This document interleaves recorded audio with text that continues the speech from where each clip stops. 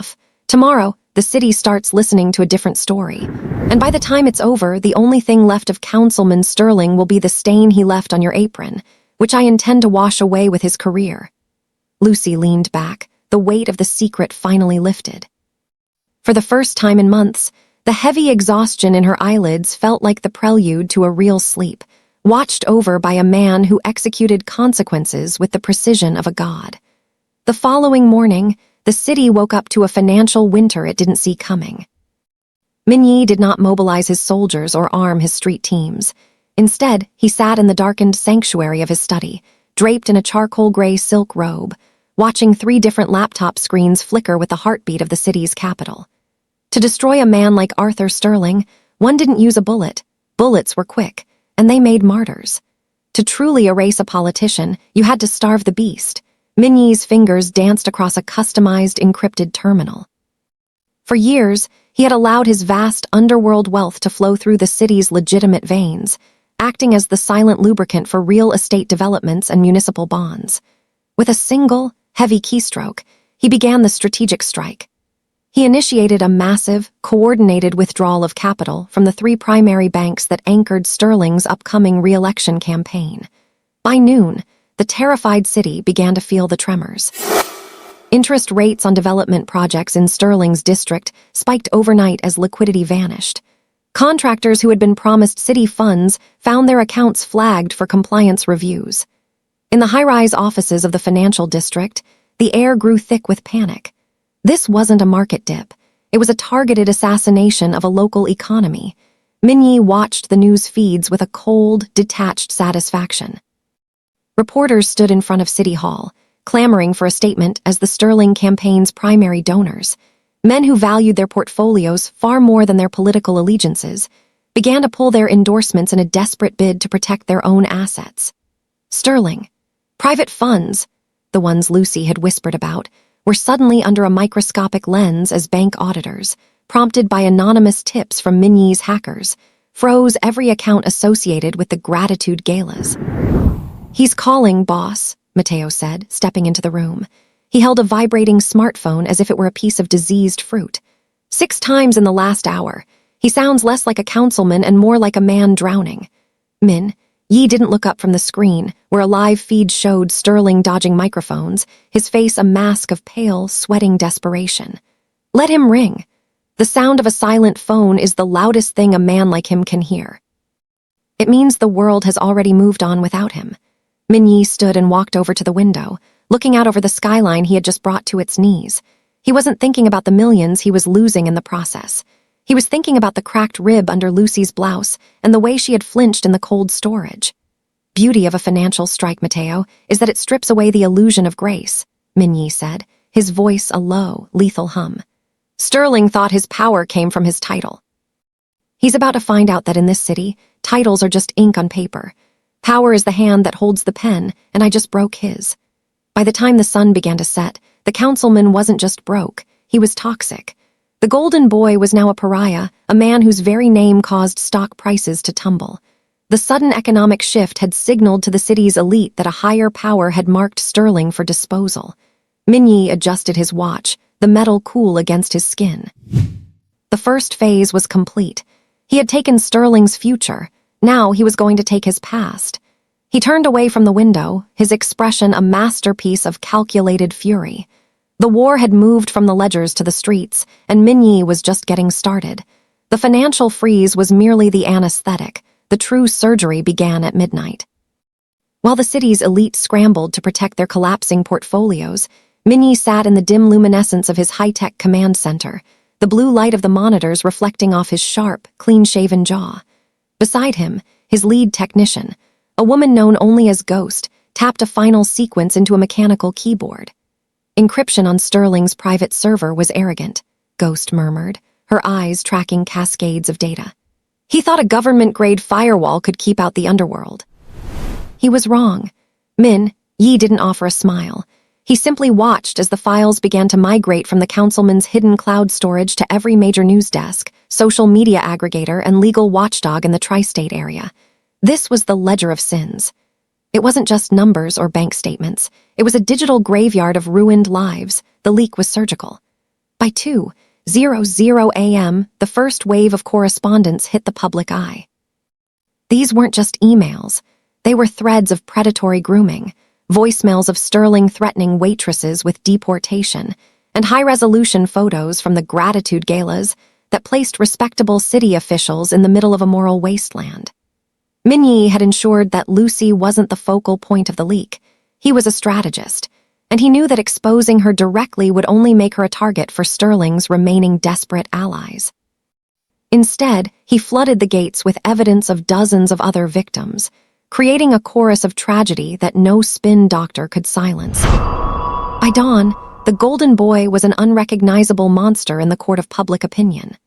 On the screens, Min-Jae watched as protesters began to gather outside Sterling's downtown residence, their faces illuminated by the flashes of news cameras. The narrative had shifted from a financial mystery to a visceral, public reckoning. The men who had been Sterling's friends were now his loudest accusers, distancing themselves from the stench of his ledger to save their own reputations.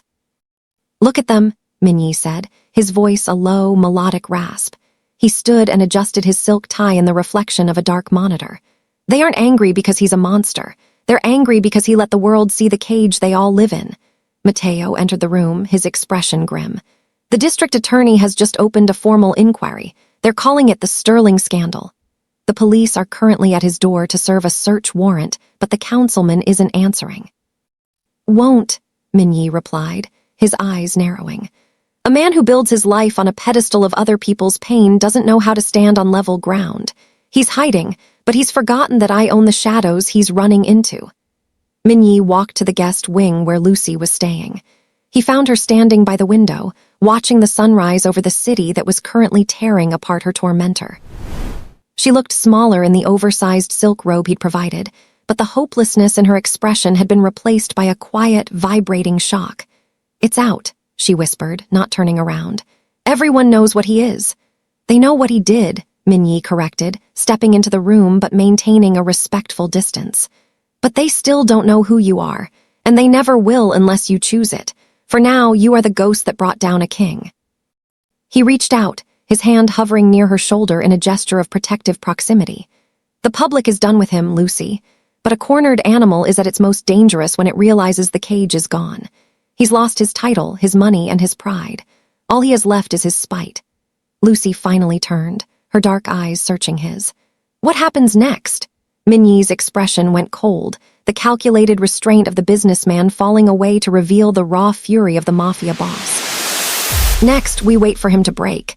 And when he moves for you, because a man like that cannot let a servant win, I will be the last thing he ever sees." Transition from the Golden Boy to a social pariah was completed with the stroke of a federal pen.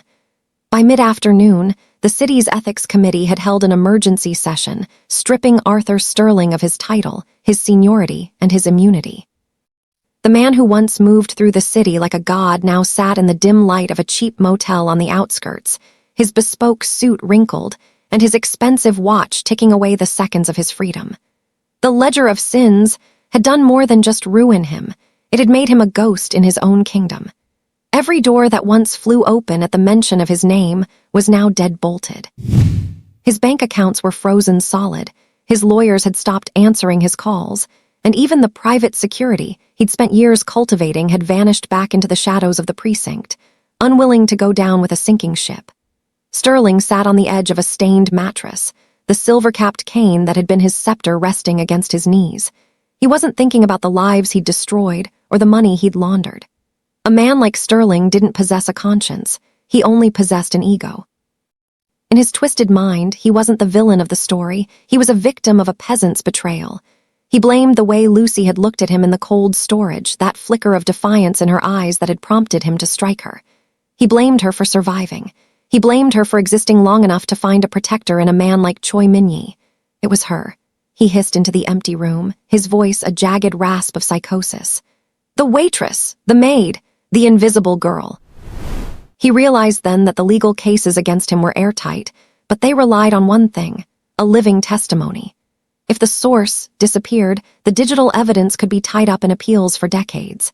He could claim the leaks were deepfakes, a mafia hit job intended to smear a public servant. But as long as Lucy Dave breathed, She was a walking death warrant for his future. Min-Ye's security was legendary, but Sterling knew the city's infrastructure better than any gangster.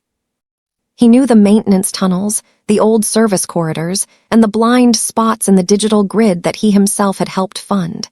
He didn't need an army, he just needed a moment of vulnerability. Back at the estate, Min-Ye stood in the surveillance hub, his eyes tracking the movements of his perimeter teams.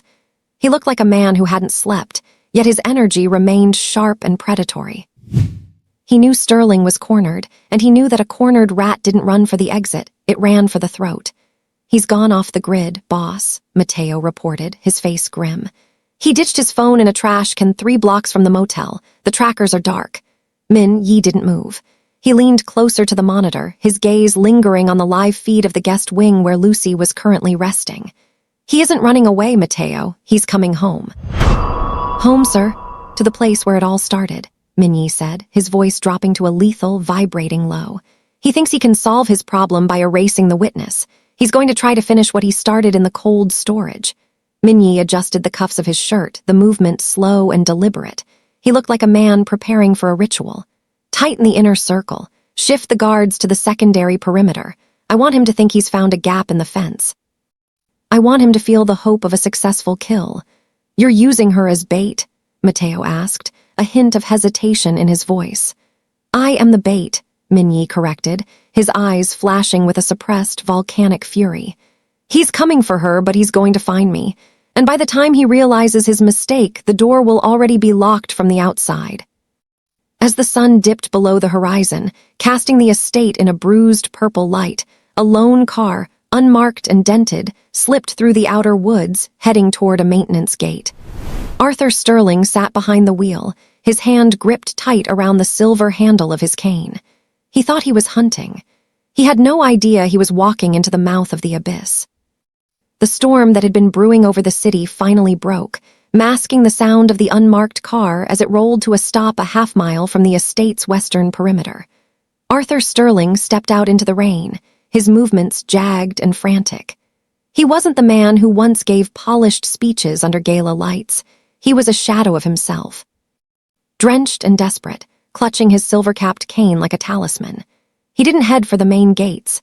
Instead, he moved toward a disused service conduit, a relic of the estate's original construction that he knew about through a confidential zoning file he'd buried years ago. Inside the house, the atmosphere was thick with a deceptive stillness. The guest wing was bathed in the soft, flickering glow of a single lamp. Lucy sat on the edge of the bed, her fingers tracing the seam of her sleeve. She could feel the pressure in the air, the way the silence seemed to thrum with a predatory weight. She knew Min-Ye was out there, a ghost in his own hallways, but the vulnerability of being the target made the shadows in the corner of the room feel like reaching hands. Sterling's entry was a masterclass in cowardice and corruption. He reached a secondary security keypad near the laundry docks, a blind spot in the digital mesh. He entered a bypass code provided by a former head of security who still owed him a gambling debt.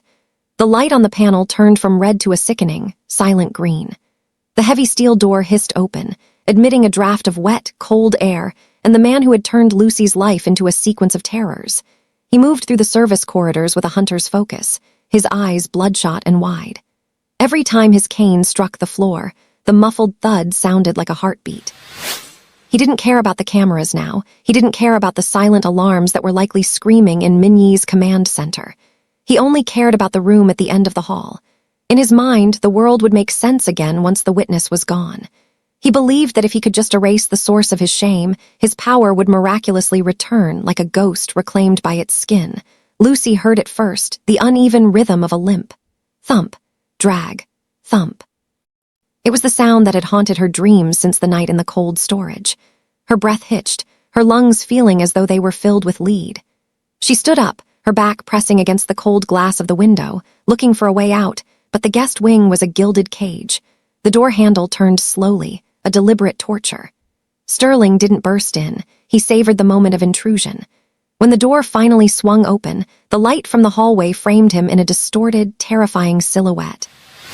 He stood there, dripping water onto the expensive Persian rug, his face twisted into a mask of pure, unadulterated spite. "You really thought a suit and a title change would save you?" Sterling whispered, his voice trembling with a terrifying high pitch. He stepped into the room, raising his cane. The silver cap caught the lamplight, gleaming with the memory of the pain it had already caused. "You're just a waitress, Lucy, a footnote, and I'm the man who writes the history of this city." Lucy didn't scream. The terror was too deep for sound, a cold weight that anchored her to the floor. She watched him approach, seeing the madness in his eyes, the realization that he had nothing left to lose. But as he lunged forward, his shadow stretching across the bed toward her, she noticed something he hadn't. The shadow wasn't alone. Another figure was emerging from the darkness of the end suit, a silhouette far broader, taller, and infinitely more dangerous. Min-Jae didn't call out a warning. He didn't offer a chance for surrender. He simply stepped into the light, his jaw clenched in that familiar expression of controlled fury, his hand already moving to intercept the strike. The breach was complete, but the trap was finally closing. The air in the room curdled as Sterling lunged, the silver head of his cane whistling through the air with a sound like a whip. He wasn't aiming for her midsection this time. He was aiming for her head, his face a distorted mask of homicidal entitlement. Lucy dove to the right, her shoulder hitting the hardwood floor with a jarring thud. The cane shattered the porcelain lamp on the bedside table, plunging the room into a chaotic strobe of sparks and deep, shifting shadows. Sterling let out a guttural, animalistic grunt, the sound of a man who had finally shed his skin of civilization. "You're nothing," he screamed, his voice cracking. "A servant, a ghost. I built this city, and I will bury you in it." He swung again, catching Lucy across her forearm as she scrambled toward the small kitchenette area of the suite. The pain was white-hot, a familiar lightning bolt that threatened to pull her back into the submissive paralysis of the cold storage. But something had changed. The heavy eyelids of her exhaustion snapped open, fueled by a sudden, sharp clarity. She wasn't in his manor anymore. She wasn't his visible girl. Her hand brushed against the marble countertop, searching for anything. A weapon, a weight, a chance. Her fingers closed around the cold, textured handle of a professional-grade paring knife she'd used just an hour earlier to slice fruit. It was a small tool, a kitchen relic, but in her hand, it felt like the first piece of herself she had reclaimed. Sterling rounded the corner of the bed, his chest heaving. He raised the cane for a final overhead blow, but Lucy didn't cower. She stepped into his space, mirroring the way Min-Jae moved, calculated, low, and fearless. As the cane descended, she pivoted, the blade of the knife catching the silver cap and sliding down the wood with a screech of friction. She didn't stab him. She slashed, a quick horizontal arc that caught the sleeve of his expensive suit and drew a thin, red line across his forearm. Sterling shrieked, more in shock than pain, dropping the cane. He lunged for her throat with his bare hands, his weight slamming her back against the counter. His fingers dug into her neck, cutting off her air, his eyes inches from hers, eyes that saw her as a disposable asset. "Die," he hissed, the spittle flying from his lips. "Just die and let me be great again." Lucy's vision began to swim, the red neon of the city outside blurring into a haze. But just as her grip on the knife began to slacken, the heavy mahogany door didn't just open. It exploded off its hinges. Min-Jae didn't enter the room. He occupied it. The calculated fury that had been simmering for weeks finally boiled over. In one fluid, devastating motion, he crossed the floor. His hand, larger and stronger than Sterling's entire world, wrapped around the back of the councilman's neck and tore him away from Lucy as if he were made of wet paper. Min-Jae slammed Sterling against the far wall, the impact echoing like a gunshot. He didn't use a weapon. He didn't need one. He used his forearm to pin Sterling's throat, his other hand clenched into a fist that looked like it could crush stone. "You chose the wrong house, Arthur," Min-Jae said, his voice a low, terrifying vibration that made the windows rattle. "And you chose the wrong woman." Sterling feebly clawed at Min-Jae's arm, his feet dangling inches off the floor. You're a criminal," he wheezed. "You're a monster." "I am exactly what you made me," Min-Jae replied, his eyes burning with a dark, territorial fire. He glanced back at Lucy, who was leaning against the counter, gasping for air but still holding the knife. He saw the fire in her eyes, the blood on her blade, and the way she stood her ground. For the first time, he didn't see a victim to be shielded. He saw a partner who had held the line. He turned back to Sterling, his grip tightening until the councilman's face turned a sickening shade of purple. "But I am a monster with a code. You're just a stain, and I've always been very particular about keeping my kitchen clean." Min-Jae's fist pulled back, a promise of total destruction, but he stopped just an inch from Sterling's nose. He wouldn't give him the mercy of a quick knockout. He wanted him to feel the weight of every second he had stolen from others. "Mateo," Min-Jae called out, not taking his eyes off his prey. "Call the police. Tell them the councilman has come to confess. And tell them if they aren't here in 5 minutes, they'll be picking him up in pieces." The sirens faded into the distance, leaving the estate in a silence that finally felt peaceful rather than predatory. Arthur Sterling had been dragged away in handcuffs, his reputation shattered, and his future condensed into a stay-tissued jumpsuit. But Min-Jae knew that for men like Sterling, a simple prison sentence was a mercy they didn't deserve. As he stood in the foyer, watching the tail lights of the police cruisers vanish, he made a single, quiet phone call. He didn't ask for a favor. He issued a directive. Sterling was being sent to a maximum security facility where the warden was on Min-Jae's payroll, and the guards followed a code written in the backrooms of the Blue Dragon. The former councilman would spend the rest of his days learning that in the world he had tried to dominate, he was now the one who was invisible, overseen by a man who never forgot a debt. A week later, the city had begun to heal from the economic tremors Min-Jae had unleashed. The Sterling scandal was the lead story on every news cycle, but the name Lucy Dave had never once been uttered by the press. Min-Jae had kept his promise. He had erased the monster while keeping the survivor in the light. Min-Jae drove Lucy back to the heart of the city, but they didn't stop at the Blue Dragon. Instead, he pulled the car over in front of a historic building in a vibrant, revitalized district, a space that had once been an art gallery, now transformed into something far more significant. The windows were tall and clean, and the interior smelled of fresh cedar and hope, rather than the oppressive steam of her old life. He led her inside, his hand resting lightly against the small of her back. The calculated restraint was still there, but the suppressed rage had been replaced by a quiet, fierce pride. He reached into the inner pocket of his charcoal suit and pulled out a heavy cream envelope. He didn't hand it to her. He placed it on the polished mahogany bar that spanned the length of the room. "You told me once that you stayed because you had nowhere else to go," Min-Jae said, his voice a low, steady anchor. "You said you were a footnote in Sterling's history. I don't believe in footnotes." Lucy opened the envelope. Her hands, no longer trembling, pulled out a document embossed with the city's official seal. It was a deed, not a lease, but a total transfer of ownership. The property was hers, every brick, every table, and every door. "Locks were changed this morning," Min-Jae continued, his dark eyes meeting hers with an intensity that made her breath catch. "There is only one set of keys. They belong to the owner. And this time, the owner is a woman who knows exactly how to handle a knife if someone tries to cross her threshold." Lucy looked around the room. For the first time, she didn't see a workplace or a battlefield. She saw a foundation. She looked at Min-Jae, the man who had burned down a political dynasty to protect a waitress he'd only known for a month. She saw the powerful, feared mafia boss, but she also saw the partner who had watched her back when she finally decided to fight. "Why?" she whispered, the word carrying a weight of gratitude she couldn't yet articulate. Min-Jae stepped closer, his shadow falling over her, but it no longer felt like a threat. It felt like home. "Because a woman who survives hell shouldn't just be safe," he said, his thumb brushing against her cheek, where the bruise had finally faded into a memory.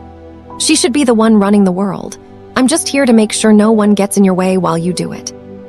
He didn't ask for a thank you, and he didn't demand her loyalty. He simply turned toward the door, his silhouette tall and commanding against the streetlights.